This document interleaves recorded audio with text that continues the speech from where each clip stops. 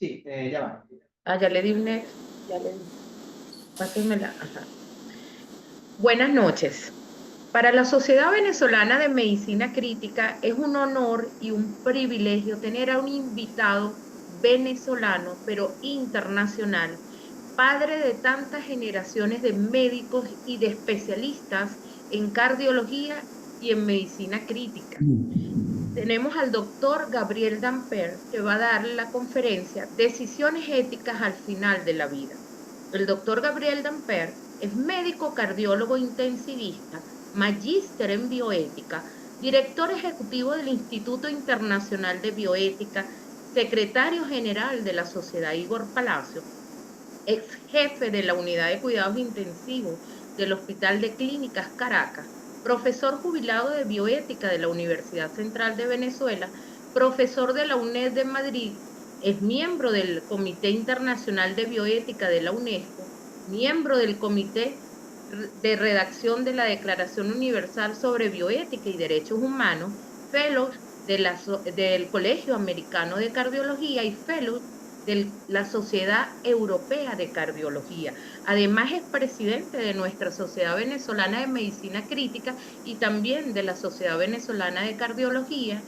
Y bueno, si nos ponemos de verdad a decir todo el currículum del doctor Damper, se nos van 3 horas de esta conferencia, nada más en decir no solo los méritos, sino que para nosotros es un orgullo tener un representante internacional que practica lo que dice, que es la bioética, de quien hemos aprendido tantas generaciones y que estaremos siempre inmensamente agradecidos. Bienvenido, doctor Damper. De verdad es un orgullo para nosotros tenerlo acá. Bueno, gracias, muchas gracias. Bueno, buenas noches.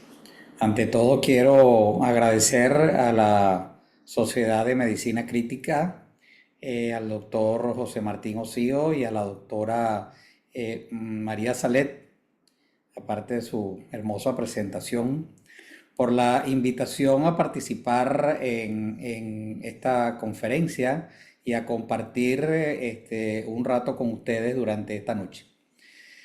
Conversando sobre un tema que realmente es un tema muy complejo, es un tema muy difícil, es un tema definitivamente duro, pero a su vez es un tema fundamental. Un tema que, si bien es relativamente reciente, puesto que durante prácticamente toda la historia de la medicina, más de 30 siglos de la medicina hipocrática, este tipo de decisiones no se tomaban. Los pacientes simplemente enfermaban y fallecían. Es desde hace pocas décadas que la situación de las decisiones de si continuar, no continuar o someter a pacientes a determinados tratamientos se ha vuelto un tipo de decisión realmente muy compleja, específicamente en las áreas de medicina crítica.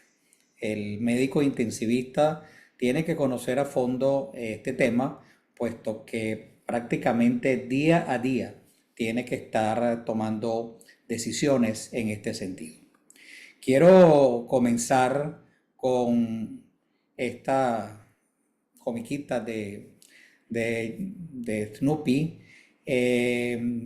cuando le dice, un día vamos a morir, Snoopy. Y Snoopy le contesta, cierto, Charlie, pero los otros días no. Esto tiene un punto realmente importante que lo quiero dejar como primer concepto, como primera conclusión de lo que vamos a estar hablando durante esta tarde. Puesto que si bien la muerte es algo inminente, es algo inevitable, el resto del tiempo vamos a estar viviendo. Vamos a estar viviendo hasta el instante en que la muerte aparezca y a partir de ese momento simplemente ya no sabemos qué va a ocurrir. Pero hasta el último instante, hasta el último segundo de nuestras vidas, vamos a estar vivos. No importa si ese tiempo puede durar semanas, puede durar días, puede durar horas o segundos, pero es a ese tiempo de vida, para no hablar de la muerte como tal, sino de la vida antes de que ocurra la muerte, como tema de lo que vamos a discutir, puesto que los médicos básicamente nos dedicamos a la vida. El hombre realmente nunca ha querido morir. Y eso lo encontramos en la historia de toda la humanidad, ya de la época de la Grecia antigua. El dios de la medicina, Esculapio, eh, murió debido a un rayo que le envió su padre, porque consideraba que Esculapio estaba resucitando personas y esto estaba causando un desequilibrio entre la vida y la muerte. Como vemos, ya desde aquella época existía una situación en la que el hombre definitivamente ansiaba vivir por mucho más tiempo o vivir eternamente. En el transcurso de todos esos ciclos, el empeño del hombre por prolongar la vida ha continuado.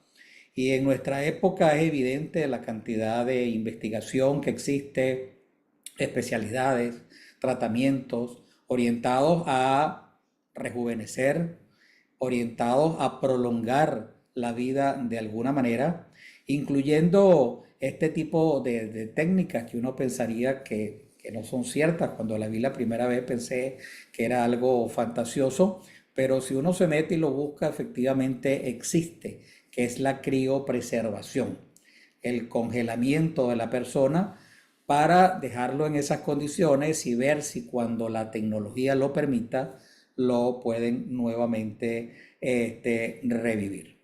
Pero a pesar de todos estos intentos que se han hecho a través de los siglos, estos han sido definitivamente infructuosos. La muerte es una realidad inevitable y es nuestra responsabilidad aceptarla y aprender pues a sobrellevarla de la mejor manera. Si en algún momento pensamos que toda la tecnología moderna nos permitiría vencer a la muerte, eso hasta ahora y posiblemente tal vez nunca vaya a ser cierto. Pero si bien la tecnología no nos ha permitido vencer la muerte, acabar con la muerte, lo que sí nos ha permitido es prolongar la vida de muchos pacientes que de otra manera hubiesen fallecido prematuramente. Es decir, no hemos vencido la muerte, pero sí podemos cambiar la fecha en la que muchas personas hubiesen muerto si estuviesen viviendo en otras épocas. Es decir, podemos aumentar el periodo de la vida, prolongar la vida y por lo tanto posponer la muerte. Esa posibilidad real, ese poder que tiene el médico de hoy de poder prolongar la vida de muchos enfermos, tiene sus aspectos positivos y tiene sus aspectos negativos. Por una parte, y afortunadamente, la mayoría de los pacientes que tratamos podemos prolongarles la vida y permitirles vivir en condiciones aceptables, en condiciones favorables y a veces en condiciones normales, cuando en otras épocas, repito, hubiesen fallecido. Esta es la parte positiva. Pero sabemos que las mismas técnicas que nos permiten prolongar la vida de estos pacientes en condiciones aceptables, también a veces nos lleva a prolongar la vida de pacientes en condiciones realmente deplorables, que pudieran ser incluso peores que hasta la misma muerte. Así vemos que muchos pacientes también en las unidades de cuidado intensivo sobreviven, prolongamos su vida, pero con mucho dolor, con sufrimiento, incluso por tiempos prolongados, con discapacidad, con trastornos severos de sus posibilidades de actuar de forma espontánea, de autovalerse y peor aún, algunos pacientes desafortunadamente quedan con severos trastornos cognitivos con severos trastornos motores, afasias, síndromes de engavetamiento o estado vegetativo persistente. Las mismas técnicas, repito, y esto es un concepto importante, que nos permiten prolongar la vida de los enfermos en buenas condiciones, en otros casos nos lleva pues a prolongar la vida de enfermos en este tipo de situaciones en las cuales posiblemente estarían mejor muertos. Y todo esto lleva además a un incremento importante de los costos. El 20% de los costos en medicina se consumen en las unidades de cuidados intensivos. El 25% de los gastos de salud son invertidos en el 6% de las personas de las que mueren, y el 20% de las muertes ocurren durante poco tiempo después o durante su estadía en las unidades intensivas. Como decíamos entonces, la tecnología de hoy, el poder que tenemos hoy, nos permite cambiar el momento en el cual morimos. O dicho de otra manera, como explicaba al principio, nos permite prolongar el momento o cambiar el momento en que dejamos de vivir. Definitiva, prolongar la vida. Pero también las nuevas tecnologías nos han cambiado el modo de morir. Es decir, antes las personas fallecían en su casa. Cuando una persona enfermaba y la enfermedad era suficientemente grave, simplemente fallecía. El médico reconocía sus limitaciones y una vez que aceptaba que ya no tenía formas de recuperar a ese paciente, simplemente se retiraba y se iniciaba una especie de ritual familiar y de los amigos en los cuales la paciente o el paciente moribundo, bueno, si estaba consciente, incluso expresaba sus deseos e incluso se describe la sensación inminente de la muerte, como se describe incluso en el libro de Don Quijote, donde ya al final, en su lecho de muerte, Don Quijote le dice a su sobrina: yo me siento, sobrina, a punto de muerte. Por lo tanto, la muerte durante muchos siglos fue un fenómeno social. No fue un acto médico ni fue una actividad en la que el médico realmente participaba. Pero desde unas décadas para acá, desde mediados del siglo XX para acá, el surgimiento de toda la tecnología de soporte vital y de nuevos tratamientos que nos permiten prolongar la vida de muchos pacientes, nos ha llevado a un cambio radical en la forma de morir o en la forma en la que vivimos los últimos momentos de la vida. Y vuelvo a insistir que en lugar de morir, prefiero hablar de la forma en que vivimos los últimos momentos de la vida, porque eso realmente en el fondo es lo que nos interesa. Y esta forma denominada de muerte asistida, de muerte tecnológica, que es la que tenemos hoy, es una forma de muerte en la que ya la persona no fallece en su casa. La inmensa mayoría fallece en el hospital, por lo general rodeado de personas extrañas, rodeadas de equipos, de sonidos extraños. La muerte es simplemente un tabú del que no se debe hablar, a diferencia de lo que existía en otras épocas. El moribundo incluso ya no percibe esa sensación y a veces no sabe incluso que es un moribundo. Y la muerte se transformó en un enemigo a vencer. Un enemigo a vencer en la que el paciente debe colaborar y debe no dejarse morir. La muerte hoy se considera como un fracaso de la tecnología y por lo tanto se debe insistir muchas veces hasta llegar al encarnizamiento terapéutico, tratando pues de rescatar la vida de un enfermo que ya no es recuperable. Por lo tanto, de ser un fenómeno social, la muerte se transformó en un tema que lo debe resolver la medicina, en un tema en la que muchas veces la muerte es una indicación médica. Es decir, el paciente muere en el momento en que ya el médico decide no indicar medidas de soporte u otros tratamientos que lo están manteniendo con vida. Como decía el doctor Callahan, el problema fundamental entonces de la tecnología moderna tiene dos aspectos. Nos puede dar una vida más larga y una muerte más corta, pero también nos puede mantener vivos cuando estaríamos mejor muertos. Por tanto, en toda situación de pacientes de cuidados intensivos y con mucha frecuencia, vamos a tener que estarnos haciendo una serie de preguntas, interrogantes, las cuales son realmente complejas, difíciles y que cada vez se hacen más y más complejas en la medida que contamos con más tecnología. Por ejemplo, nos tenemos que preguntar siempre a quién debemos tratar y a quién no debemos tratar.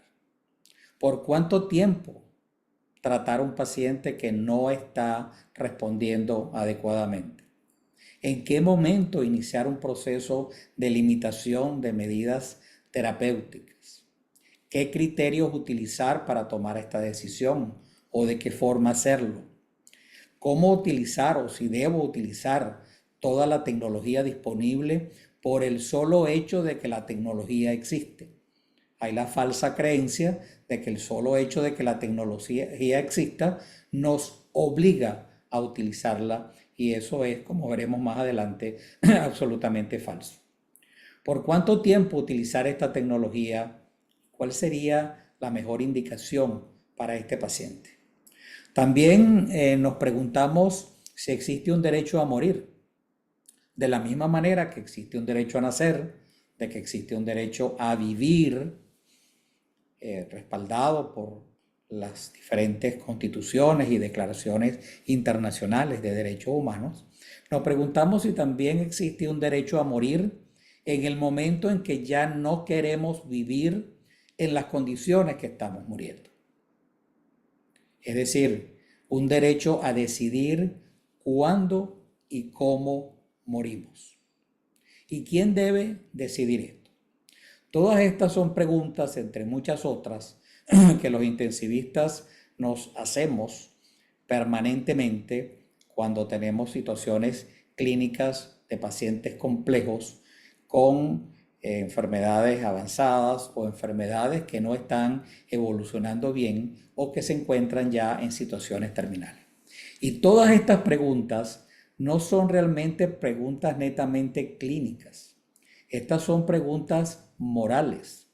Lo que pasa es que muchas veces no sabemos diferenciar realmente una interrogante clínica, un hecho clínico, de una interrogante moral.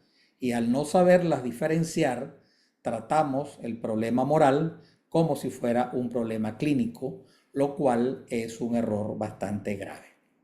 La tecnología y el desarrollo de la ciencia definitivamente nos ha otorgado el poder de poder controlar en muchísimos casos y a veces por largo tiempo la vida de las personas. Pero este poder tiene siempre una dimensión moral. Es decir, hay cosas que se pueden y no se deben, y hay cosas que se deben y no se pueden.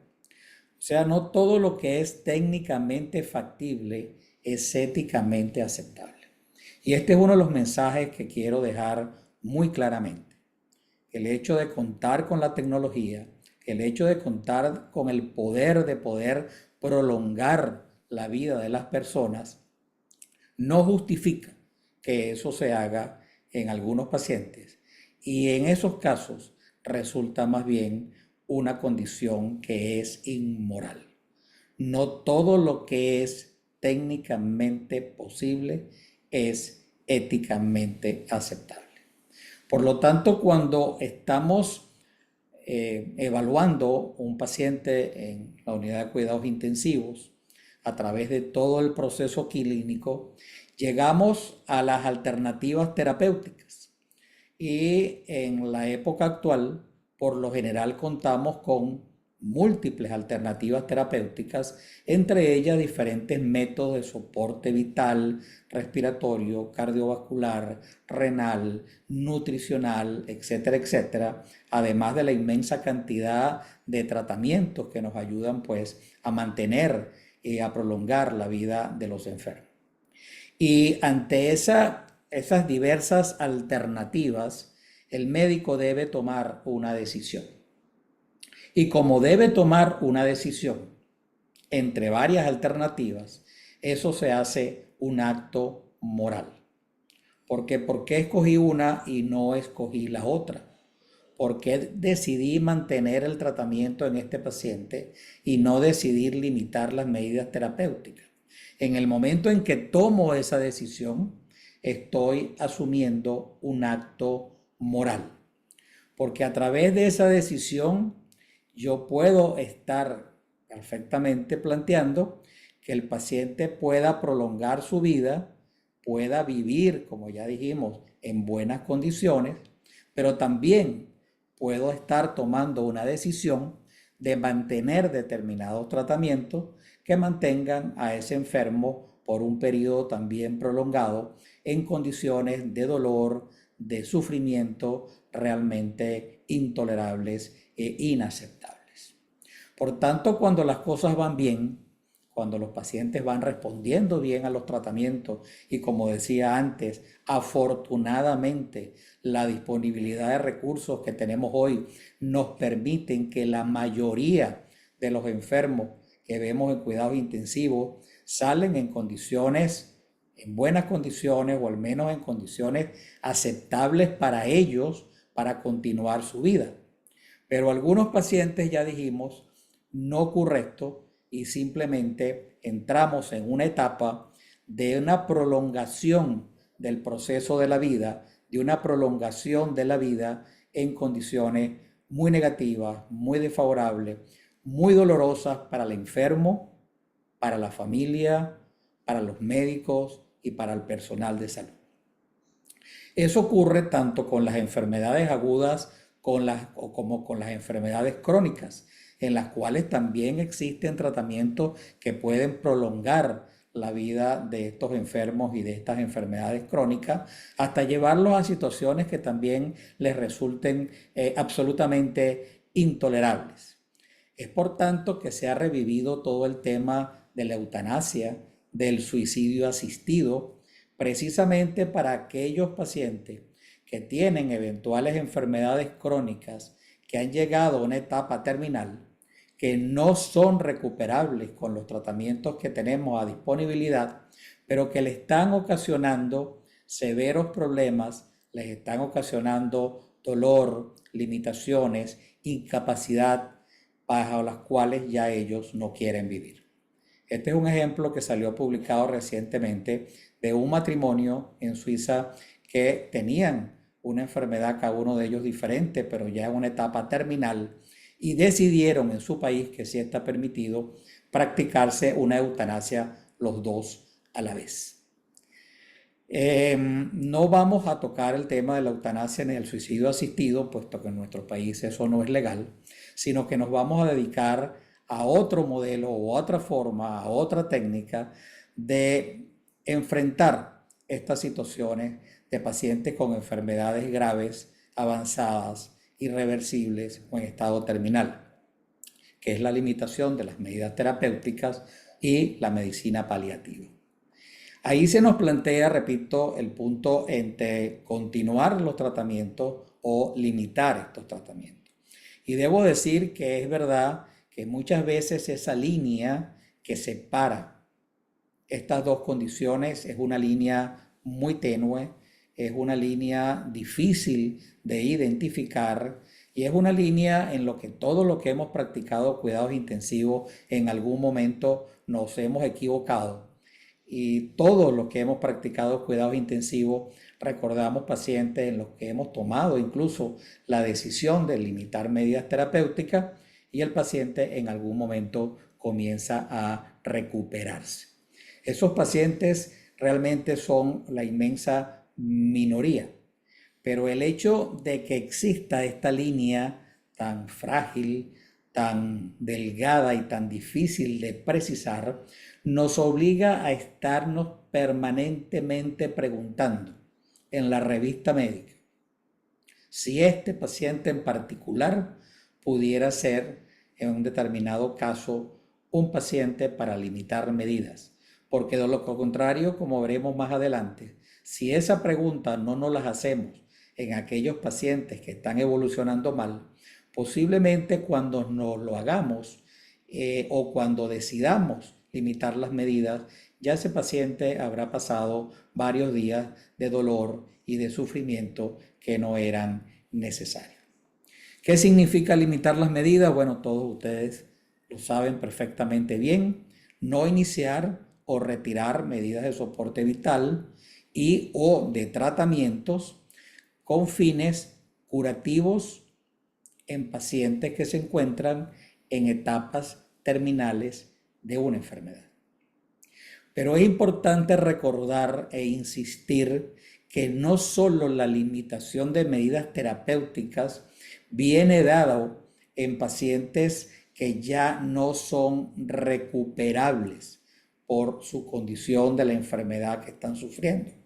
La limitación de medidas terapéuticas también se puede dar en determinados momentos a solicitud del enfermo. Es decir, el paciente no tiene que estar necesariamente en una condición terminal, final de su enfermedad, para que nosotros nos planteemos una limitación de medidas terapéuticas. Un paciente que todavía no ha llegado a esa etapa, pero que tiene una enfermedad grave, progresiva, puede perfectamente bien expresar su deseo de no ingresar a una unidad de cuidados intensivos, de no ser reanimado, de no ser intubado, de no ser sometido a determinados procedimientos como diálisis, quimioterapias, etcétera, etcétera.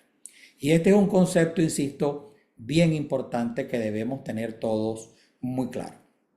Y nos surge la pregunta, bueno, pero si ahora tenemos todo este poder que nos ha dado la tecnología, ¿por qué vamos a estar limitando las medidas terapéuticas o el esfuerzo terapéutico, como se llama en otros sitios?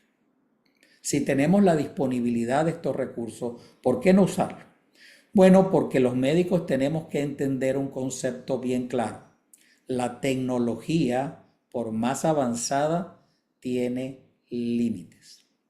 Y los métodos de soporte vital solamente mantienen vivos a los pacientes mientras la enfermedad que causó la complicación potencialmente mortal mejora. En otras palabras, los métodos de soporte vital no curan la enfermedad. Pueden de una manera indirecta ayudar, pero en ningún caso van a curar una sepsis con falla de 5 sistemas, ni van a curar cualquier otra situación cardiovascular o pulmonar en etapa avanzada. Simplemente van a mantener los signos vitales y diferentes variables dentro de ciertos límites compatibles con la vida, mientras los tratamientos específicos que van a mejorar o a curar esa enfermedad hacen su trabajo.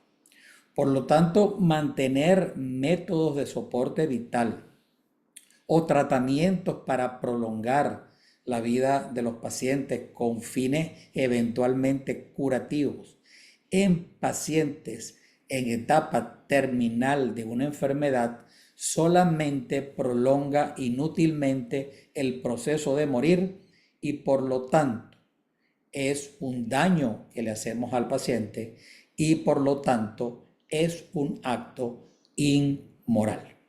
Y lo repito de esta manera porque todavía a estas alturas, después de mucho tiempo, a veces seguimos insistiendo en el mantenimiento de soporte vital en pacientes que ya no son reversibles.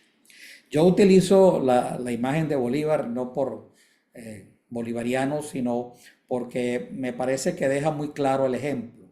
Si en aquella época Bolívar, siendo el libertador de 5 naciones, hubiese existido una unidad de cuidados intensivos y lo hubieran llevado a la unidad de cuidados intensivos, le hubieran puesto un tubo, un ventilador y en insuficiencia renal lo hubieran dializado, etcétera, etcétera, eso no hubiera revertido la enfermedad porque en aquella época la tuberculosis no se curaba. Todavía tenemos muchísimas enfermedades que no se curan, que llevan a los pacientes a la muerte y que en esos pacientes el mantenimiento del soporte vital no tiene ningún efecto y repito, es un acto médico inmoral.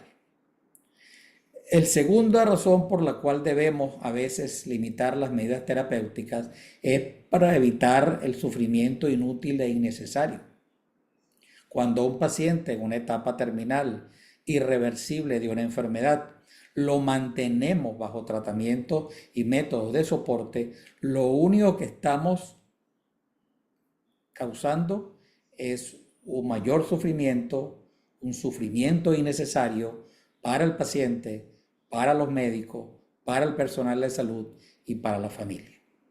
Es producir lo que se llama una distanasia o encarnizamiento terapéutico, lo cual es un acto también inmoral que no se debe realizar en la medicina actual. Y finalmente, porque el mantener los métodos de soporte vital también produce costos que a veces son costos inmensos que se pudieran evitar si se toman las decisiones necesarias en el momento oportuno. Sabemos que todos los métodos de soporte o tratamiento en pacientes ya en etapas avanzadas salen a unos costos muchísimo mayores que en otros pacientes que no están en etapas avanzadas. Pero no solo es el costo económico, también es el costo moral, es el costo a la familia, es el costo al mismo personal de salud y es lo que se llama el costo oportunidad. Es importante conocer que todos los recursos de cuidado intensivo, las camas de cuidado intensivo, tienen lo que se conoce como un costo oportunidad. ¿Qué quiere decir esto? Bueno, que si en un momento determinado llega la emergencia, como pasa con muchísima frecuencia en los hospitales de nuestro país, un paciente recuperable que requiere cuidados intensivos y no existen camas disponibles y en esas camas hay algún paciente que está en una etapa terminal, ese paciente le está quitando la oportunidad a un paciente recuperable de poder sobrevivir, de poder prolongar su vida. Por lo tanto, las camas de cuidados intensivos deben ser consideradas como camas con un valor particular y un costo que se denomina costo de oportunidad.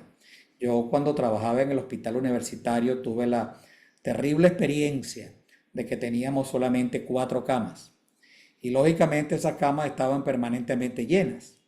Por lo tanto, cuando fallecía un paciente teníamos que bajar un grupo de 2 o 3 médicos de la unidad de cuidados intensivos al área de emergencia para tomar la decisión de a quién íbamos a subir a la unidad de cuidados intensivos. 2 o 3 días después, cuando volvíamos a bajar, varios de los pacientes que habíamos visto 3 días antes ya no se encontraban.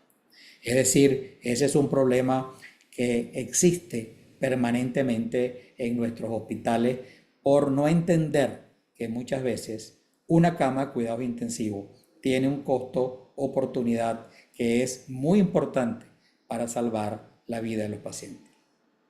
Entendiendo las razones por las cuales está perfectamente justificado, aceptado, tanto desde el punto de vista moral como desde el punto de vista legal, la limitación del esfuerzo terapéutico o de las medidas terapéuticas, ya la pregunta no es si podemos limitar medidas terapéuticas. Si es desde el punto de vista ético aceptable limitar medidas terapéuticas o si es desde el punto de vista legal aceptable limitar medidas terapéuticas. La pregunta es en este momento a quién, cuándo y cómo limitar esas medidas terapéuticas. Por tanto, la pregunta de a quién está basada en 5 variables que tenemos que considerar. La primera de ellas es el pronóstico, y ya de eso venimos hablando desde hace mucho rato. Paciente con una etapa terminal de una enfermedad debe limitarse las medidas terapéuticas. El pronóstico es un elemento fundamental para la toma de estas decisiones. Entiendo que muchas veces no resulta fácil establecer el pronóstico, pero ahí es donde debemos insistir en estar permanentemente vigilantes para ver en qué momento ya ese pronóstico se hace irreversible. El segundo, del que ya también hablamos en algún momento, es la autonomía del enfermo. Es decir, cuando ese enfermo solicita no ser sometidos a determinados tratamientos. En esos casos también está indicado limitar los tratamientos y limitar los métodos de soporte vital. El tipo de vida que estamos preservando en un momento determinado debe ser siempre considerado, igual que el tipo de tratamiento que estamos utilizando y, como ya también hemos hablado, los costos que en un momento determinado pueden ser muy importantes y causar también limitación de la atención de otros enfermos. El pronóstico de entrada nos permite separar lo que es un paciente crítico, que es un que es un paciente que tiene una enfermedad crónica o crónica reagudizada o aguda, que presenta cambios fisiológicos, bioquímicos, que lo ponen en un riesgo alto de morir, pero que tiene evidentes posibilidades de recuperación, lo cual lo hace diferente a un paciente terminal que tiene una situación de una enfermedad, la evolución de una enfermedad, ya en una etapa en la que ningún tipo de tratamiento de los que tenemos disponible en la actualidad pudiera mejorar, ni mucho menos curar esa enfermedad, y ese paciente, hagamos lo que hagamos, va a fallecer en pocos días o semanas. Sabemos que cuando utilizamos entonces la tecnología de forma adecuada, esto nos va a permitir, como ya dijimos al principio, salvar muchas vidas, restituir a muchos enfermos y a muchas personas a una vida útil, a una vida aceptable para ellos mismos. Pero que el uso indiscriminado de esta misma tecnología, exactamente la misma tecnología, lo único que hace es prolongar inútilmente el proceso de morir, aumentar el dolor y el sufrimiento, atentar contra la dignidad de la persona, incrementar los costos de atención médica y comprometer el tratamiento de otros pacientes que pudieran ser recuperables. El segundo criterio que nombramos es el de la autonomía. Ya hablamos de esto, los pacientes tienen derecho, y quiero hacer ver que este derecho es un derecho humano fundamental. Toda persona tiene el derecho humano fundamental a la información, y en base a la información a tomar la decisión sobre su vida y sobre su enfermedad. Eso está claramente establecido, y por lo tanto toda persona puede decidir sobre su condición de enfermedad y sobre los tratamientos que se le están ofreciendo en base a lo que esa persona considera sus valores, su calidad de vida y sus proyectos de vida. Y los médicos no le podemos imponer bajo ninguna circunstancia nuestros propios valores o lo que nosotros consideramos son valores que el paciente debe tener. Incluso aquí tienen un ejemplo donde un estudio que se realizó en la Universidad de Stanford, 88.3% de los médicos expresaron no desear intervenciones invasivas o intensivas al final de sus vidas y se opondrían a una orden de reanimación. O sea, nosotros mismos lo sabemos porque nosotros sabemos lo que eso significa. Un punto importante sí es diferenciar la indicación de la autonomía. Con frecuencia confundimos estas situaciones y creemos que a veces el paciente lo que nos está planteando es una expresión de su autonomía, cuando realmente de lo que estamos hablando es de que no hay una indicación. Por tanto, si no hay indicación médica, si no hay indicación de un determinado tratamiento, el médico no está obligado a realizarlo, aunque el paciente se lo esté solicitando o la familia se le esté solicitando. Un cirujano me decía una vez: caramba, voy a tener que volver a operar a este enfermo. Ya lo he operado 5 veces, ya no tengo nada que hacerle. Este paciente ya es irrecuperable, pero la familia me insiste. No. No, si no tiene indicación, no tiene indicación. Y de igual manera sería inmoral pretender complacer al paciente o a la familia realizando un procedimiento médico o quirúrgico que va a ser fútil y que por lo tanto no va a ayudar al enfermo. El otro criterio que hablábamos es el tipo de vida que estamos preservando. Estamos preservando la vida de un paciente que tiene una muerte encefálica. Estamos preservando la vida de un paciente en un estado vegetativo. O estamos preservando la vida de un paciente con una vida valiosa en términos de su posibilidad de recuperación y de reintegro a sus actividades habituales, total o parcialmente. Los pacientes que tienen una situación de muerte encefálica claramente tienen indicación de limitar de manera inmediata todos los métodos de soporte vital, a menos que hayan sido aprobados como candidatos para un trasplante. Y los pacientes en estados vegetativos no deberían ingresar a cuidados intensivos o ser sometidos a métodos de soporte vital que simplemente busquen prolongar una condición de este tipo. Finalmente, o como cuarto punto, hablamos de el tipo de tratamiento que estamos utilizando. Existen tratamientos ordinarios, extraordinarios, proporcionados, desproporcionados, útiles, fútiles, y debemos saber distinguir entre uno y otro. Un tratamiento extraordinario no es un tratamiento raro, es un tratamiento que el paciente rechaza y que por lo tanto no deberíamos utilizar. Un tratamiento desproporcionado es un tratamiento que no va a ser útil, dado que el paciente, aunque ese tratamiento pudiera mejorarlo en algunas variables o en algunos síntomas, no va a contribuir a mejorarle de forma adecuada o completa la enfermedad que sufre.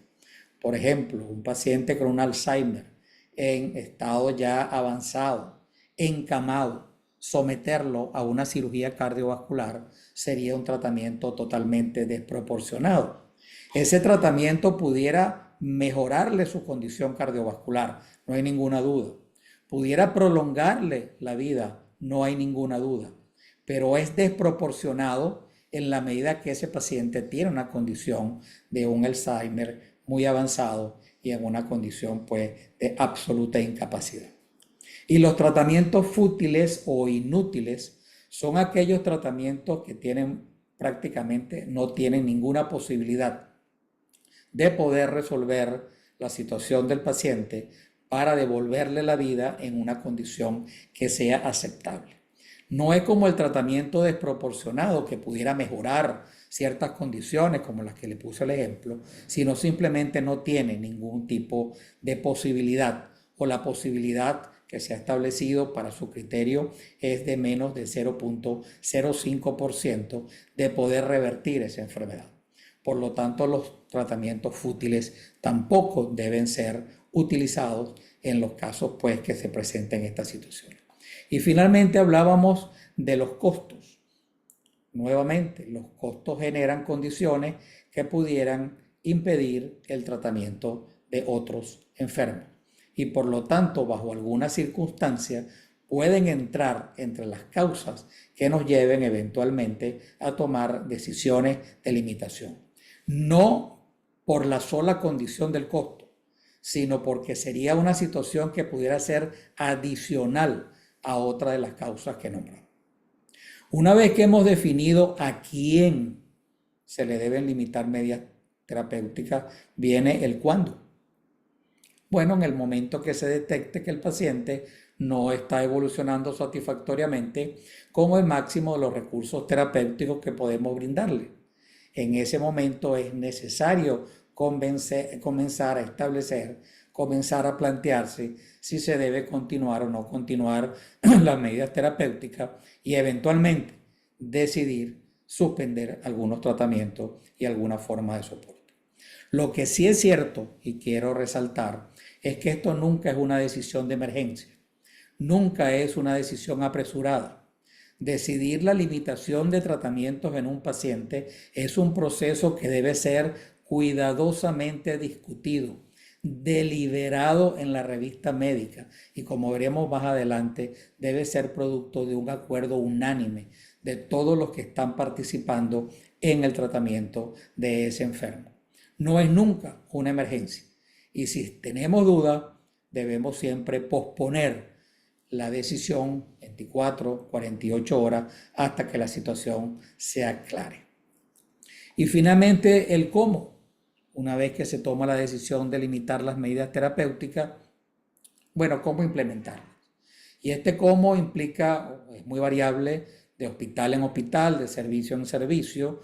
En el caso de la unidad donde yo estaba, por lo general planteaban primero una orden de no reanimación, luego una adecuada planificación del retiro de las otras medidas, una adecuación del tratamiento de acuerdo a los objetivos, suspender la reanimación cardiopulmonar, posteriormente no iniciar nuevas medidas terapéuticas y posteriormente retirar las medidas que ya existían.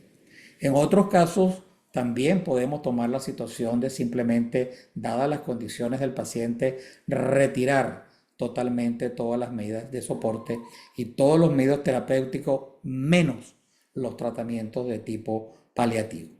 Existen discusiones en cuanto a la hidratación y a la nutrición, los cuales muchas veces mucha gente no está de acuerdo en discontinuar. La limitación de medidas terapéuticas debe estar además programada, en el sentido de que debe haber un protocolo en el cual se sigan todos estos pasos para tomar eventualmente la decisión. Dentro de ese cómo es muy importante que exista siempre la posibilidad del soporte paliativo. Soporte paliativo que debe existir desde el comienzo de la hospitalización del paciente. Soporte paliativo que debe incrementarse progresivamente en la medida que el paciente va avanzando en su enfermedad, hasta que finalmente, una vez que se decida no continuar, entonces dejarlo siempre bajo condiciones paliativas. Todo hospital debe tener un servicio de paliativo. Todo paciente con enfermedades potencialmente terminales debe entrar al cuidado de un servicio paliativo. Y todo paciente en cuidados intensivos debe tener también tratamientos paliativos desde los inicios de su estadía y mucho más en las condiciones que se le vayan a limitar las medidas terapéuticas. Eso lleva a que no debe existir bajo ningún concepto el concepto de medidas mínimas. El concepto de medidas mínimas debe erradicarse. No existen medidas mínimas. Existe el cambio de los objetivos del tratamiento, pero no medidas mínimas. Un paciente en el que se limitan las medidas de soporte debe entrar en todo un proceso de acompañamiento, en un proceso de medidas paliativas y toda una serie de aspectos religiosos, de soporte espiritual, etcétera, etcétera, de control estricto de los síntomas, los cuales yo siempre he dicho a veces es hasta más difícil que tratar a un paciente con una sepsis y falla de 5 órganos. Existen una serie de factores que se oponen a la toma de la decisión, es decir, que dificultan la toma de la decisión, entre ellas la tecnificación de la medicina, la falla en el conocimiento del uso real de lo que es el soporte vital, de lo cual ya hablamos, la medicalización de la salud, la tecnificación de los estudios médicos que cada vez lleva a que los médicos que se formen salgan más tecnificados, las falsas expectativas que se van creando, la medicina defensiva que nos lleva muchas veces a tomar decisiones solamente por pretender evitar una demanda, la falta de conocimiento de todos estos conceptos que estamos hablando y a veces creencias ideológicas o religiosas. Y en ese sentido quiero descartar que al menos la religión católica, la principal religión de nuestro país, no impide la limitación de medidas terapéuticas. Y el mismo Papa Juan Pablo II fue un ejemplo. Cuando se enfermó y fue al hospital, volvió al hospital, en un momento salió con una traqueostomía, que todos lo vimos en la televisión, y cuando le volvieron a plantear ir nuevamente al hospital, dijo no, dejemos esto ya en manos de Dios, déjenme ir a la casa de mi padre. Eso es una limitación de medidas terapéuticas basada en la autonomía del paciente. Siendo el Papa pudo ser sometido a muchos otros tratamientos para prolongarle la vida. Porque los médicos, de acuerdo a lo que dijo ya Pío XII en el año 57, no tienen la obligación de continuar medidas terapéuticas para mantener con vida a pacientes irrecuperables y se pueden limitar tratamientos que procuran únicamente una prolongación precaria y penosa de la existencia. Por tanto, es importante en todos estos casos definir en base a los criterios que acabamos de hablar, que definan los objetivos. Y los objetivos están claramente definidos en los principios de la bioética. Todos los médicos estamos obligados a cumplir con estos principios de beneficencia, de no maleficencia, de autonomía y de justicia. Es decir, buscar la mejor opción para el enfermo, evitar reducir el sufrimiento, respetar los valores, la dignidad y el proyecto de vida de los enfermos y preservar la relación de costos-beneficios. ¿Y cómo se hace eso? Bueno, buscar salvar las vidas que pueden ser salvadas, evitar el encarnizamiento terapéutico y la distanasia, respetar la autonomía de los enfermos, cuidar y ayudar al buen morir de quienes no se pueden curar o no se pueden mejorar. Por lo tanto, las preguntas que nos hacíamos al principio, ¿a quién debemos tratar? A aquellos pacientes cuyo pronóstico nos permite establecer que puedan ser recuperables. ¿A quién no debemos tratar? A aquellos pacientes que están en etapas terminales. ¿Por cuánto tiempo se debe tratar? Por el tiempo necesario para probar si vamos a poder o no recuperar al paciente. ¿Cuándo iniciar la limitación? Cuando el pronóstico o cualquiera de los indicadores de los que ya hablamos nos dice que debemos limitar las medidas. ¿Qué criterios utilizar? Básicamente los establecidos en los principios de la bioética. ¿Debo utilizar toda la tecnología disponible? No. El médico no está obligado a utilizar toda la tecnología disponible por el solo hecho de que exista. ¿Y existe un derecho a morir? Sí. Debería existir un derecho a morir en el momento en que ya la persona no quiere vivir bajo las condiciones en que está viviendo en ese momento. Y quien debe decidir eso, indudablemente, es el médico, el equipo de salud. Cuando existen dudas, consultar con un comité de bioética asistencial o, como ya dijimos, el paciente. Por lo tanto, vuelvo a esta gráfica porque lo que nos interesa es esta línea que está aquí en la parte inferior. Esta línea en la cual nos permite prolongar la vida, pero que tenemos que estar muy seguros de qué significa en un momento determinado para un paciente prolongar la vida. Si eso va a ser para él beneficioso o eso va a ser perjudicial. Por lo tanto, no se trata de escoger entre la vida y la muerte. Se trata de escoger entre una vida digna o un final de la vida en paz. Se trata de no creer y mantener falsos paradigmas. Se trata de promover definitivamente una nueva cultura. Así como antes, en los siglos anteriores, había la cultura de la muerte en la casa acompañado por la familia, tenemos que crear una nueva cultura de instalación, tanto para los médicos, para el personal de salud, para los pacientes, para los familiares y para la sociedad. Una, una nueva cultura que promueva el buen morir, con respeto, el morir en paz, sin dolor, sin sufrimiento, acompañado al paciente de sus familiares y con la tranquilidad de que se le están respetando su deseo y con el debido respeto a sus derechos y a su dignidad. Insistir en esta nueva cultura, el viejo precepto de curar cuando se puede curar, si no se puede curar, aliviar, y si no se puede aliviar, consolar. El crear una cultura donde el propio paciente sepa los derechos que tiene a rechazar los tratamientos. Esta señora incluso se tatuó una orden de no reanimación para que no existiera ninguna duda. Una cultura en la que salvar la vida del enfermo solamente debe hacerse cuando sea en una recuperación que resulte aceptable para ese paciente. Una cultura en la que acepte con humildad cuando ya esto no es posible y entonces sin retardo dejar partir al enfermo con dignidad, acompañado de su gente, sin angustias, sin sufrimiento, dejarlo morir su propia muerte, evitando en todo momento condenarlo a una vida que le resulte peor que la propia muerte. Una cultura que plantee el desarrollo y las legislaciones sobre las directrices anticipadas, que son una forma de expresar al paciente lo que quiere en el momento que todavía está en condiciones de expresarlo.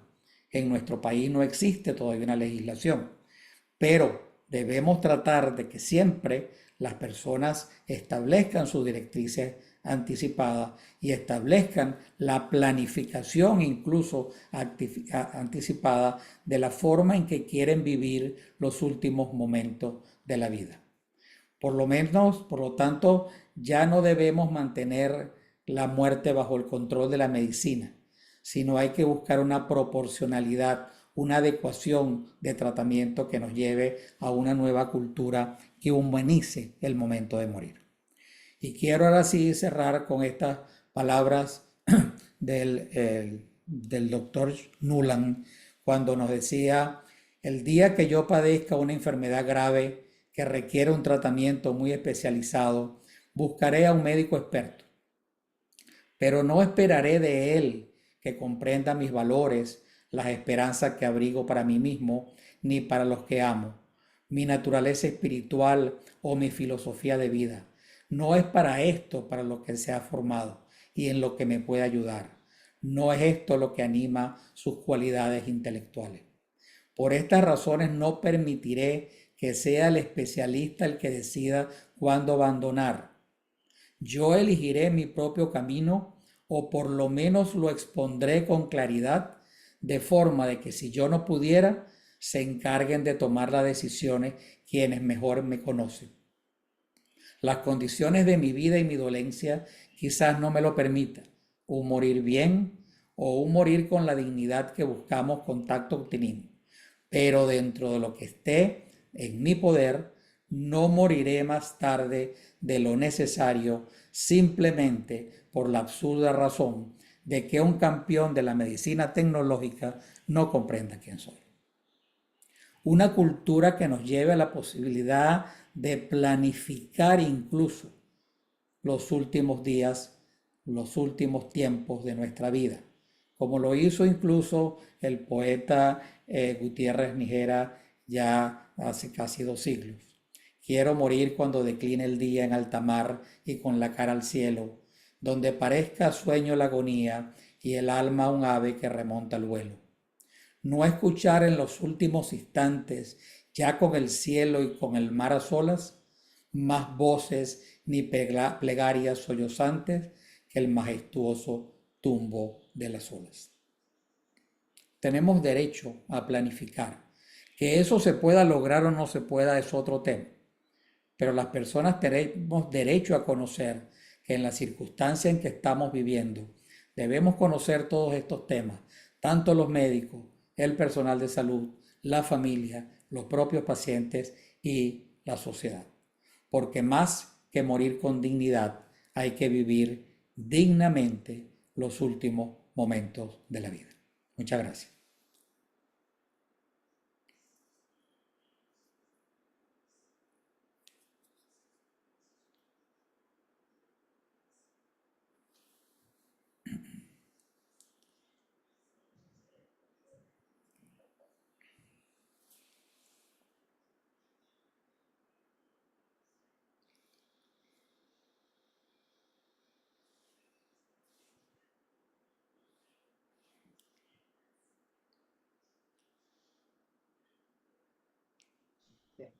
Ok. Buenas noches. Bueno, aquí yo estoy fascinada volviéndola a escuchar, doctor Damper. También estoy fascinada de ver los comentarios de los participantes en este chat. Comentarios de que brillante y mis respetos, doctor Damper. Excelente conferencia. Ojalá y nos la permitan para volverla a escuchar. Sí, las vamos a publicar en nuestro futuro que ya tenemos, canal de YouTube. La vamos a publicar cuando el doctor, obviamente, Damper nos lo ha permitido. Mucha gente excelente. Gracias por compartir sus conocimientos en el tema. Excelente, siempre es un lujo oírlo, doctor Damper. Y comentarios que si lo sigo diciendo, doctor Damper, pues Gracias. las preguntas como que no van a ser el propósito como tal.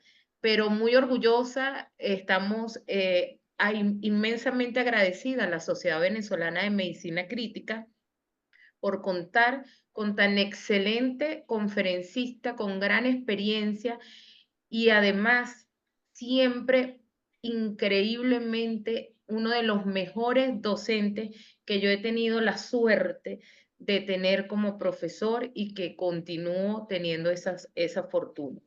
Bueno, aquí hay varias preguntas, doctor, como cuando nos hablaba de criterios pronósticos, autonomía, ¿verdad? O sea, criterios para nosotros poder decidir la limitación de medidas terapéuticas, el criterio importante de centrar todo en el paciente, y hemos observado a lo largo de estos años cómo incluso las sociedades como la Sociedad de Cardiología, cuando publican sus guidelines, las guidelines de FA, las guidelines de insuficiencia cardíaca, otras sociedades nos hablan de centrar y de discutir con el paciente los tratamientos para que se tomen decisiones compartidas, informando obviamente al tratamiento en ese paciente, informarle los riesgos, los pros, los contras, etcétera, y que esas decisiones son compartidas.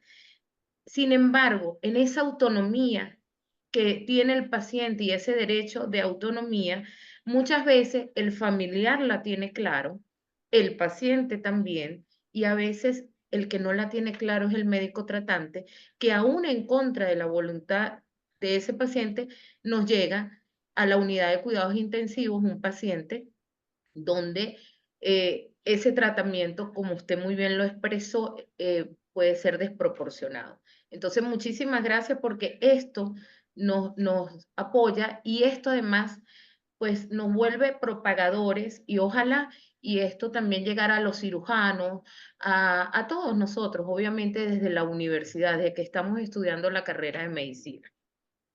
¿Qué opina usted de eso, doctor? De que a veces es el médico el que no está tan claro como lo está Bueno, el paciente, como lo está el familiar, y es el que, contra la voluntad incluso del paciente y del familiar, pues ingresa al paciente en la unidad de cuidados intensivos cuando ese tratamiento va a ser desproporcionado, cuando ese tratamiento va a ser útil. desafortunadamente, como dice el doctor Gracia, el principio de autonomía, que ya más que un principio ético, es un derecho humano fundamental, como les dije, llegó a la medicina por vía de los pacientes y por vía de las vías legales. No llegó por la vía de los médicos. Por lo tanto, los médicos se han resistido, por lo menos algunos de ellos, a aceptar esta condición con el argumento de que ellos son los que saben. Pero el problema que tenemos ahorita no es qué tanta medicina sabes. Lo que se debe entender Ujú. es que la principal obligación del Ah, médico no es siempre salvar vidas. La principal obligación del médico es ayudar.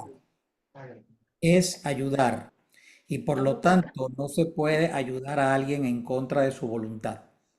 Si un paciente no quiere vivir con la amputación de una pierna y después que se le explica claramente y muchas veces y ese paciente está capacitado para decidir, ese paciente tiene derecho a decidir y no le podemos imponer otra cosa.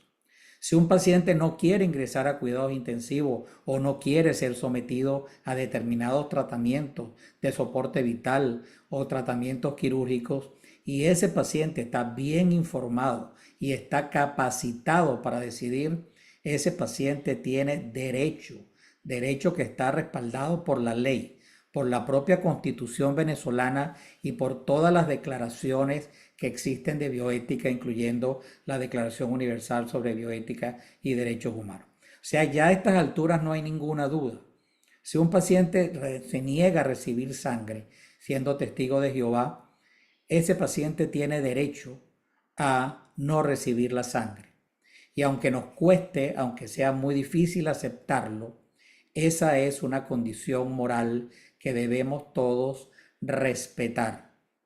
Y aquellos pacientes o aquellos médicos que todavía no lo entienden, bueno, habrá que seguírselos explicando y demostrarle la condición inmoral de seguir adelante con cosas que el paciente no quiere.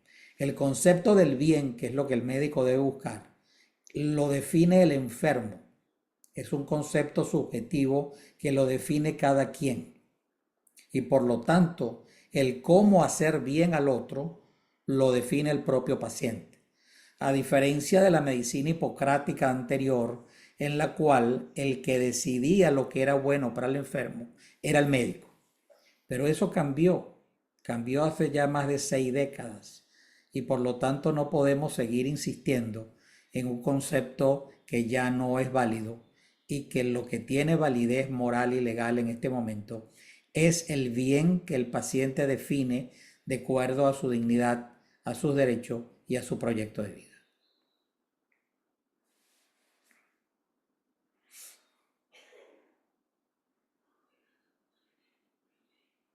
Doctor, hay preguntas como, buenas noches, los documentos de limitación de medidas terapéuticas, ¿qué normativa legal los sustentan? Por lo menos en nuestro país. Creo que usted ya respondió con lo que nos acaba de decir parte de esto, pero como insisten en este tipo de preguntas, yo tengo su documento que usted muy gentilmente no, nos ha heredado, que fue creado, y lo tengo en la unidad de cuidados intensivos de adultos donde yo ejerzo, pero bueno, son preguntas que pueden llegar y que varias veces nos las han hecho de si hay un sustento legal en esos documentos de limitación de medidas terapéuticas, que lo que no saben a lo mejor muchos de los espectadores es que participa el médico, la familia, el paciente y los médicos, obvio, de la UCI y los tratantes, ¿no? Y que todos estamos de acuerdo en limitar a lo mejor esas medidas terapéuticas, pero bueno, ¿quién mejor que usted, doctor Gamper? Bueno, fíjese, la limitación de medidas terapéuticas que antes se conocía como eutanasia pasiva y se descartó, es un procedimiento que es perfectamente aceptado tanto por la ética, la bioética y las leyes.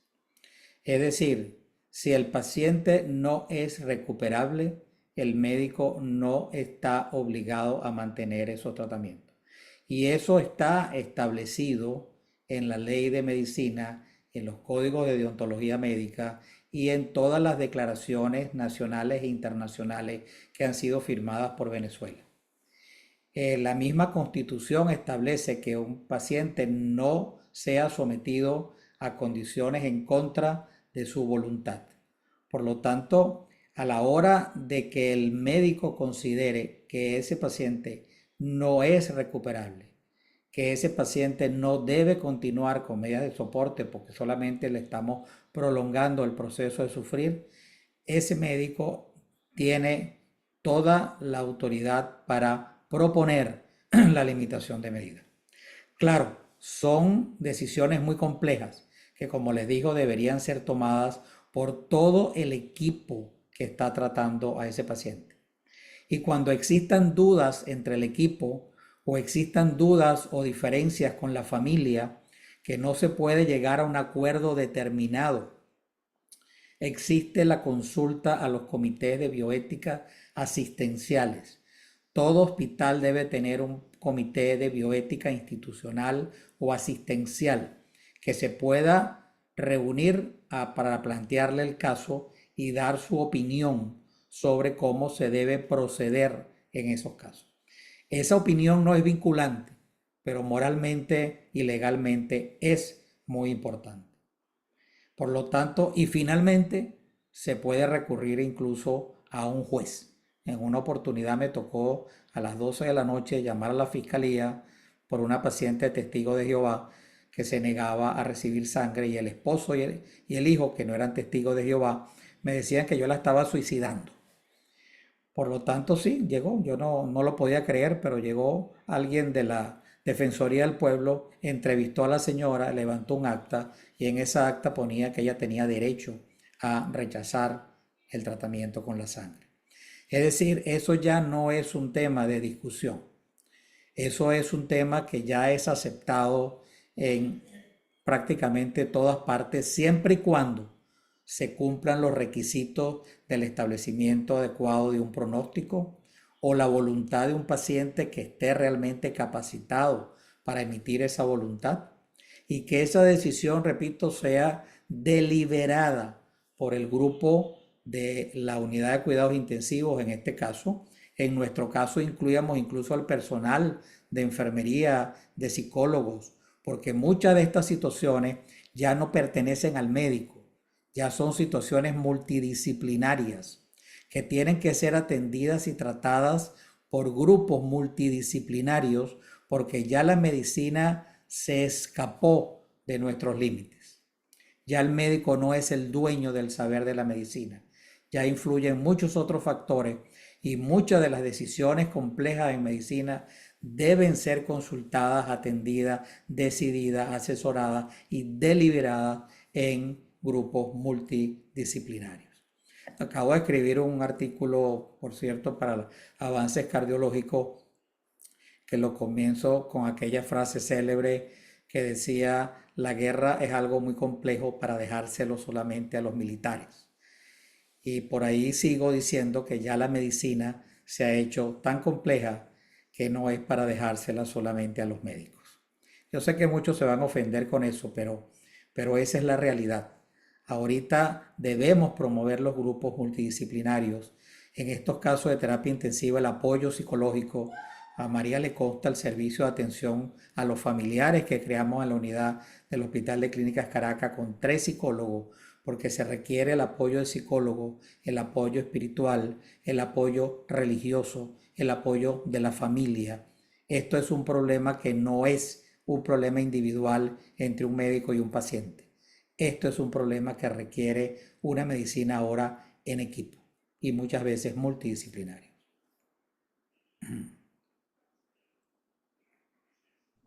Ay, bueno, aquí hay otra pregunta, doctor, de si limitar la medida terapéutica no es de alguna manera una eutanasia pasiva. No, es una pregunta, por eso muy bueno que usted la conteste. Bueno, mira, durante mucho tiempo se separaba, si ustedes leen hacia atrás, se separaba lo que se llama o lo que se llama la eutanasia activa, que es cuando se hace un procedimiento activo con la intención de limitar la vida, de la eutanasia pasiva, que era simplemente aquella situación en la que se limitaban los tratamientos para dejar que la enfermedad evolucionara dentro de su condición natural, dado que ya no habían condiciones para poderla revertir. Ese criterio o ese nombre de eutanasia pasiva generaba muchas dudas, muchas controversias, y por lo tanto sí, lo que hoy se llama limitación de medidas terapéuticas es lo que hace unos años se llamaba eutanasia pasiva, pero no es una eutanasia en ningún caso. No se hace con la intención de que el paciente en un momento determinado se le induzca de una manera activa la muerte, como ocurre con la eutanasia, que también es válida y aceptada en muchos países, sino es un proceso en el cual aceptamos los límites de la tecnología, aceptamos los límites de la medicina, aceptamos que ya la medicina que tenemos actualmente no permite curar a ese enfermo y hacerle ningún bien, sino por el contrario, el continuar con eso lo que le está produciendo daño y está incrementando los costos y por lo tanto está violentando todos los principios de la bioética, desde la beneficencia, porque no son beneficentes, hasta la no maleficencia, la autonomía posiblemente del enfermo y la justicia en base a los costos.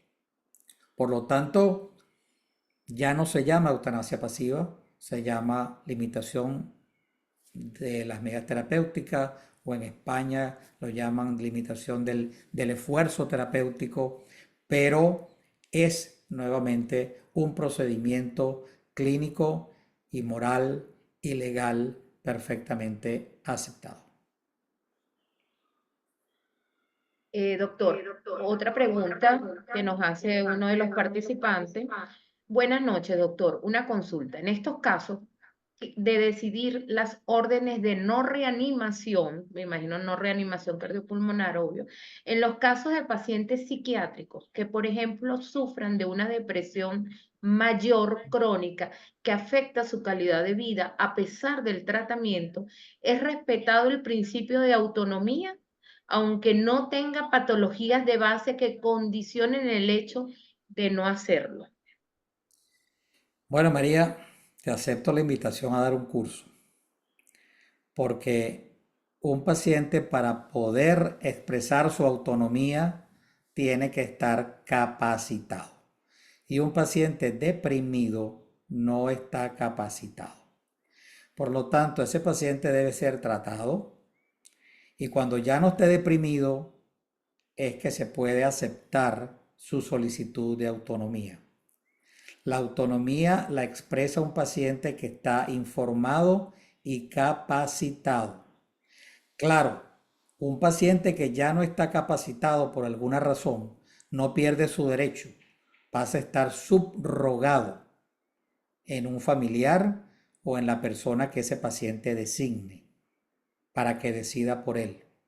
Pero un paciente incapacitado por estar deprimido, por tener un trastorno mental, por tener un trastorno cognitivo, etcétera, etcétera, no tiene, digamos, no puede aceptarse su solicitud como autonomía porque no está capacitado para hacerlo, pero sí la de su subrogado.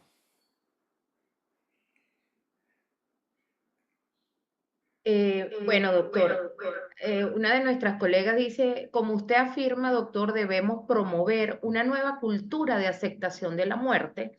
La idiosincrasia del venezolano no acepta aún la muerte. Pero tenemos otra pregunta. ¿Cuándo se plantean limitaciones? Nos la plantean así, ¿no? De esfuerzo terapéutico, o sea, son limitaciones de medidas terapéuticas. Los familiares pudieran tener participación activa en la misma, me refiero como decisiva, tiene bases éticas o bioéticas o legal y que sean los familiares quienes las planteen, ¿es válido y legal?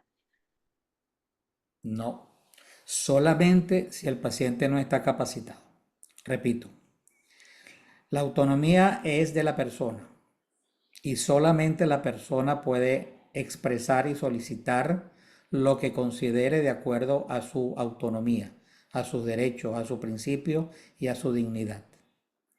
Nadie puede decidir por él, ni el médico ni la familia. Solamente existe la condición de que el familiar decida, y en este caso el familiar designado como subrogado, puede hacer una decisión sustitutiva por el paciente, porque el paciente está, repito, no capacitado para tomar esa decisión. Es más, se acostumbra en nuestros países y en Venezuela decir un momentico, doctor, esa es mi mamá. Así que yo decido por ella. Usted no le va a preguntar nada a ella. Y eso no se debe hacer. Si el paciente está capacitado, es ese paciente el que tiene que tomar la decisión. No el hijo porque es el hijo. Es el paciente capacitado. Por lo tanto, aunque la familia diga lo que diga, mire doctor, usted sabe si le dice, se va a angustiar. Nosotros decidimos por él. Si hay que operarlo, opérelo. Si hay que meterlo en terapia intensiva, métalo en terapia intensiva.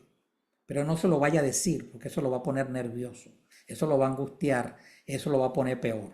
Existe solamente una condición que se llama privilegio terapéutico, donde en los casos que son excepcionales, que se demuestra que la información pudiera ser dañina para el paciente, hay una excepción a informar al enfermo. Pero eso no puede ser utilizado como excusa. Eso tiene que estar absolutamente fundamentado y demostrado que esa información le haría daño. No como la utilizan para decir, no, no, que le va a hacer daño. No, el paciente es quien debe decidir y no el familiar si ese paciente está capacitado. Doctor, sí, me imagino que la pregunta de la doctora que vino era porque si el paciente está en la unidad de cuidados intensivos, está intubado, está en una condición de esta, pues a lo mejor la pregunta venía dirigida así de que la familia entonces podía proponer la Bueno, limitación de medidas terapéuticas, ¿no? Un volvemos a lo paciente mismo. intubado, un paciente que El está en malas paciente condiciones, intubado en que terapia. en ese momento pierde esa capacidad obviamente de decisión, pudiera estar neurológicamente bien, pero está intubado y está con vasopresores, etcétera, pues no, es lo que me imagino quiso decir la Volvemos, doctora. volvemos al tema, volvemos al tema de la capacidad. El paciente tiene que estar capacitado y muy pocas veces un paciente intubado, sedado, con trastornos relacionados a su propia enfermedad que lo llevó a estar en esas condiciones, le permite estar capacitado. Por eso es que insistimos tanto en que las personas hagan sus directrices anticipadas, porque la persona puede establecer claramente sus directrices en el momento en que está plenamente consciente y capacitado, para el momento en que no esté consciente, esas directrices sean válidas. Si ese paciente no tiene unas directrices anticipadas previamente y no está capacitado, sí decide la familia. Sin embargo, está establecido que cuando existen dudas, puede intentarse incluso quitar la sedación, quitar las condiciones que pudieran estar limitando la capacidad del paciente para que ese paciente decida por él mismo.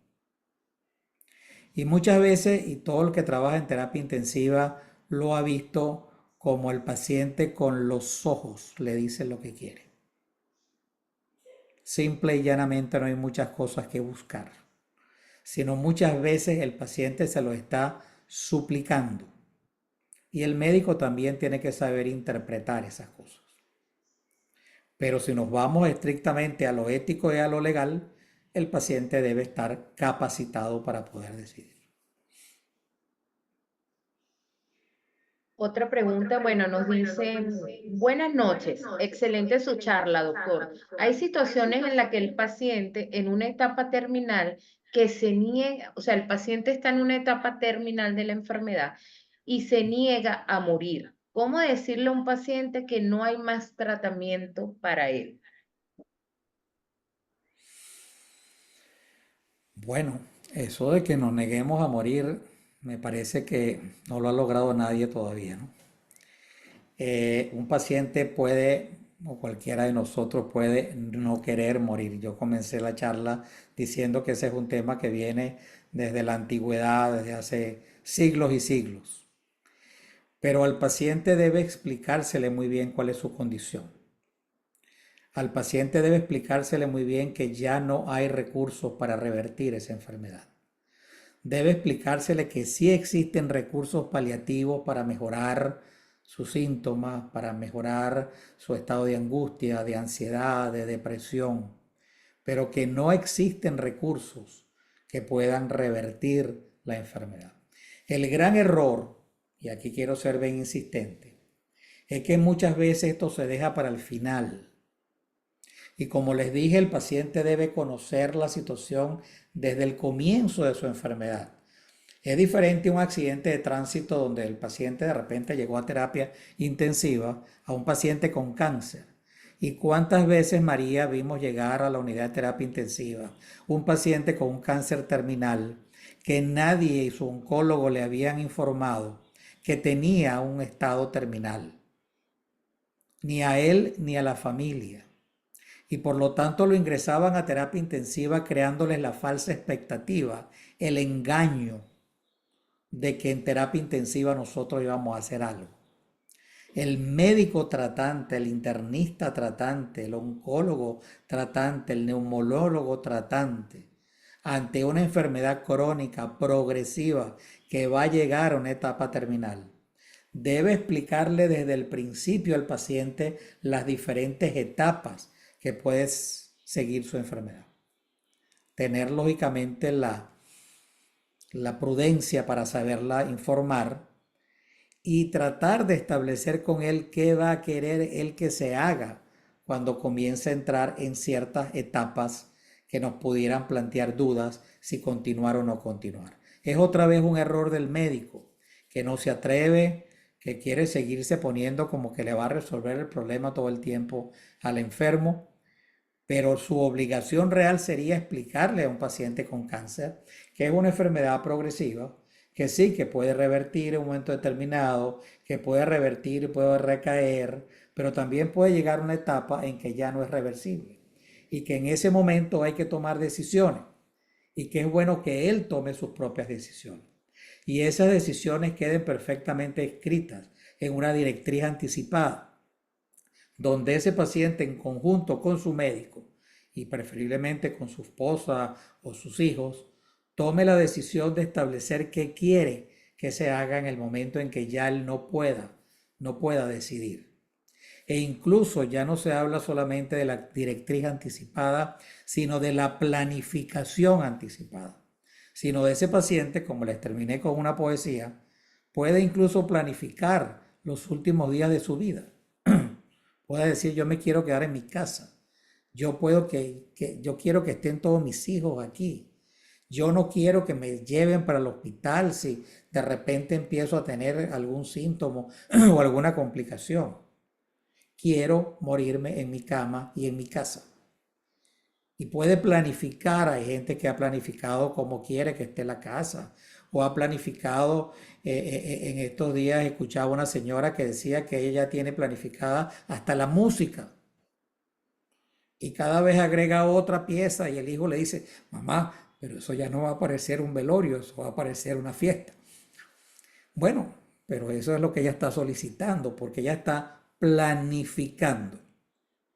Que lo logre hacer o no, que tenga una muerte súbita, que muera en un accidente y no pudo lograrlo, pero tiene derecho y es deseable que lo planifique, porque de esa manera él va a aceptar su condición de mortalidad, su condición de finitud que todos tenemos, y va a hacer participar a la familia de esa condición, y todo eso lo va a ayudar a vivir mejor los últimos momentos de su vida y lo va a ayudar a morir en paz, en tranquilidad, con dignidad. Una vida digna merece una muerte digna y ninguno de nosotros debemos ni tenemos el derecho a evitar que eso ocurra.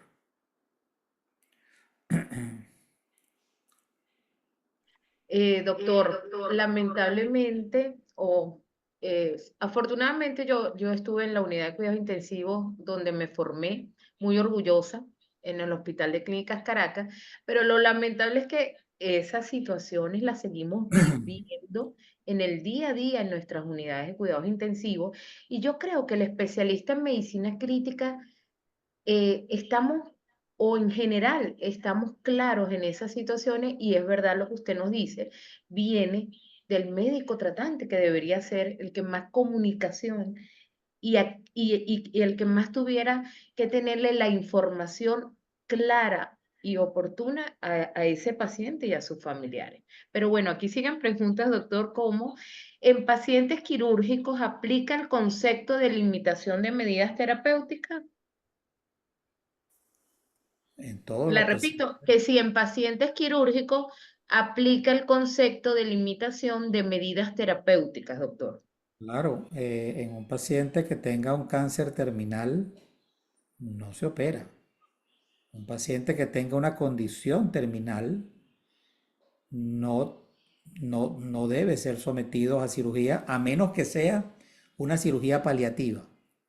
Un paciente con un cáncer terminal que requiera que se le haga una gastrostomía, que requiera que se le haga una intervención para descomprimir algo que le está causando síntomas. Es decir, como criterio paliativo, ese paciente puede y debe ser sometido a una cirugía. Pero nunca una cirugía, como le decía, un Alzheimer en etapa avanzada, encamado, que no es reversible. Ah, mira, pero tiene tres vasos coronarios tapados, hay que hacer una cirugía cardiovascular o hay que hacerle una cirugía de cualquier otro tipo. Eso no debería estar indicado con intención de prolongar la vida de un paciente que se encuentra en esas condiciones. Por lo tanto, tenemos que estar muy claros en todos estos conceptos, porque repito, el prolongar esos procesos solo lleva a mayor sufrimiento del paciente, de la familia, del equipo médico y a un incremento muy importante de los costos. Imagínense ustedes que la inversión en un paciente con una situación no justificada esté limitando el presupuesto para atender a un paciente joven que es perfectamente recuperable. Eso que usted está conversando en este momento, doctor, cada vez que uno lee las guidelines y a medida que las guidelines pues se hacen más recientes, como la del año pasado en el 2023 de la Sociedad Europea de Cardiología, donde abordaba el tema de qué paciente con cáncer se debe tratar con intervención coronaria percutánea. Y en eso está en base lo que usted nos decía del pronóstico. Pero bueno, aquí hay otras preguntas, doctor. Yo no sé hasta qué hora nos van a tener. No, yo creo que unas más y nos vamos, ¿verdad? Pero aquí nos dice, en otros países existen hogares para personas con enfermedades terminales donde la naturaleza y el confort los acompaña durante los últimos días de su vida. Esperemos que en Venezuela cuente con ellas en el futuro. Bueno, me imagino porque sí, hay personas, y mire, lamentablemente en nuestro país, usted lo sabe bien, doctor, pues han emigrado los hijos y se ha quedado un país mayor, y un país mayor solo. Y probablemente ese paciente que tenga una enfermedad entonces que avanza y que se hace terminal y se hace irreversible, pues ¿con quién va a estar esos últimos días? ¿Con el cuidador? O ojalá y existieran, me imagino es la preocupación de la colega, pues hogares de cuidados para paliativo para este tipo de pacientes y más lo que vivimos diariamente, pacientes en unidades de cuidados intensivos que están solos, que los hijos mandan el dinero como no, pero están solos en realidad desde el punto de vista social, familiar. Bueno, el tema que estás planteando es realmente importante y grave. Grave no solo en Venezuela porque los hijos se han ido, lo cual lo hace muchísimo más grave. Grave porque estamos viviendo cinco generaciones, por primera vez en la historia, cinco generaciones juntas a la vez. Pero resulta ser que estos que yo no sé por fin cómo es que nos llaman ya, si la tercera edad, la cuarta edad, ya yo no sé porque nos cambian el nombre a cada ratico. Esa población mayor de 65 años, antes se jubilaba a los 65 años, pero se moría a los 67, a los 68, a los 70. Ahora mucha gente vive a los 85, a los 90 o a los 98. Entonces resulta que esa edad, ese grupo etario, ha incrementado su expectativa de vida en 15 o 20 años. Por lo tanto, se ha hecho esa edad más larga que la infancia. más larga que la juventud y que la adolescencia. Pero esa edad tiene una serie de limitaciones, de más riesgos de enfermedades o de situaciones donde le dicen que no puede trabajar porque tiene más de 65 años. Y entonces eso ha traído un problema socioeconómico gravísimo porque la pirámide poblacional que debe tener una base de jóvenes y se va achicando a medida que la edad va aumentando, se ha comenzado a invertir en muchos países. Países como España, por ejemplo, está teniendo, sin que tenga una emigración como la nuestra, una diáspora como la nuestra, está teniendo graves problemas con esos pacientes de edad. Y sí, existen hospitales y deben crearse centros para la atención paliativa de esos pacientes. Existen muchos trabajos, muchos recursos de la atención de esos pacientes en la casa o en centros de atención paliativa que no son para prolongar la vida, sino para el cuidado de esos enfermos. Y toda sociedad, y si revisan el New England Journal of Medicine y esa revista, con frecuencia sacan incluso propuestas comunitarias, donde la propia comunidad se organiza para atender a esos pacientes minusválidos con discapacidades o pacientes de edad.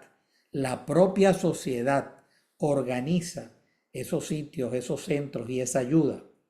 Y ese tipo de actividad debe promoverse, bien sea que el Estado cree esos sitios como centros de atención a los pacientes ya en cuidados paliativos, o bien sea que las propias comunidades creen estos centros o estos grupos de atención paliativa para estos pacientes que no deberían ingresar al hospital a ocupar la cama de un paciente agudo.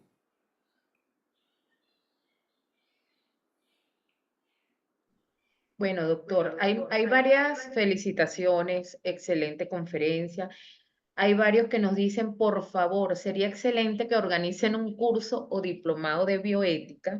Así que seguiremos en este camino que es muy, muy productivo, que mire todas las preguntas que se han generado y siguen generándose, pero bueno, ya pienso que muchas quedaron aclaradas y bueno, seguiremos en un futuro, obviamente, contando con el doctor Gabriel Damper, que aparte de excelente conferencista, excelente médico y profesional, formador, vuelvo a repetir, de tantas generaciones de médicos y de especialistas en medicina crítica, e incluso también obvio en cardiología, pues también la bioética, doctor, usted ha sido uno de los generadores en nosotros, en sus estudiantes y en muchos médicos, afortunadamente, de estos principios, de conocerlos y del derecho incluso que tiene el paciente y el familiar, algo que hemos tratado siempre de imitar, ¿no?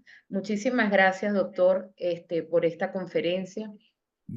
Como bien quedó todavía pendiente entonces mucho y eso me alegra porque queríamos la Sociedad Venezolana de Medicina Crítica incorporar la bioética como materia no obligada, sino materia primordial para nosotros en el día a día en nuestras unidades de cuidados intensivos. Nuevamente, gracias, doctor. Esperamos seguir, obviamente, contando Para con toda cerrar, su participación. para cerrar dos cosas. La cosa que dice María es por el cariño que me tiene. La segunda cosa es que quiero insistir en ponerme a la orden. Mi misión de vida en este momento es promover la bioética. La bioética ya no debe ser una materia, ya deberían haber cambiado el pensum, porque la medicina que existió hace una década ya no existe ni va a existir más. Y nos negamos a modificar los pensum de estudio para que la bioética, la ética médica no sean una materia como la historia de la medicina, sino que sean parte de del estudio del pregrado y del posgrado. Nosotros, después de más de 25 años peleando con esto, no lo hemos logrado. Es una gran cosa que la Sociedad de Cardiología nos haya llamado para dar un curso que dimos hace el mes pasado, que la Sociedad de Medicina Crítica nos haya llamado. Siempre digo que me parece triste que los congresos médicos no incorporen temas de ética y de bioética en sus temarios, que los posgrados no incorporen el tema de la bioética en los posgrados. Y yo creo que hay una grave responsabilidad de las propias sociedades. Porque si las universidades no lo han hecho, bueno, las sociedades científicas tienen la obligación, la potestad y la posibilidad de poder incluir todos estos temas, bien sea a nivel de los posgrados, bien sea a través de los congresos, o bien sea a través de cursos, diplomados, de creación, que mi propuesta ahorita en la Sociedad de Cardiología, que después del curso quieren continuar el crecimiento de la bioética, es la creación de un comité de bioética dentro de la sociedad para que desde ese comité se promuevan actividades de educación y de aplicación de la bioética en el área de la cardiología. Así que simplemente esta es una oportunidad para invitarlos. El Instituto Internacional de Bioética, mi esposa, yo y todos los que trabajamos en esto estamos totalmente a la orden para continuar todo este tema de educación. O sea que no queda de nuestra parte. Tienen la pelota de su lado. Muchas gracias por la invitación y bueno, esperemos que nos veamos pronto. Muchísimas gracias, doctor Damper. Los comentarios de verdad son los acostumbrados, lo sé por usted, pero eso es hermoso, esa semilla sembrada en muchos de nuestros colegas y que seguirá propagándose y ojalá y podamos entonces seguir y continuar con estas conferencias y bueno, ¿por qué no? Es verdad, el curso de bioética por la Sociedad Venezolana de Medicina Crítica con el doctor Damper. Sería un honor. Sí, señor. Bueno, estamos a la orden. Muchas gracias. Gracias. Buenas noches, doctor. Gracias. Lo queremos. Igualmente.